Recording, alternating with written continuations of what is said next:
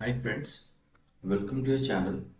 In this channel, we try to solve the previous year's questions papers of physics which appear in the Neet undergraduate exam.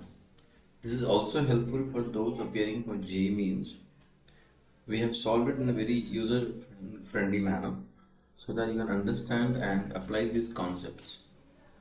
We have included all types of questions appearing in the exams so that your preparation is complete. If you like the content, we urge you to like the videos. This motivates us to create more content for you and help you in your exam preparation. We also urge you to just subscribe to the channel so that you are immediately informed of any content added to the channel. If you have any doubts, then kindly feel free to add in the comment section. We will revert to you at the earliest possible. So without much ado, let's get started. So we have posted two separate sets of questions for rotational motion earlier, so that is why we made name as rotational motion 3. So I hope you would have solved those questions. They're very important questions. Rotational motion is a very important topic for Neet exams.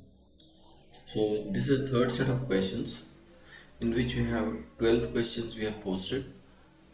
We'll urge you to try to solve these 12 questions. They are very important questions, and we will come up with the solutions for all these questions in our next video. If you have any clarifications, kindly let us know and we will try to resolve it soon.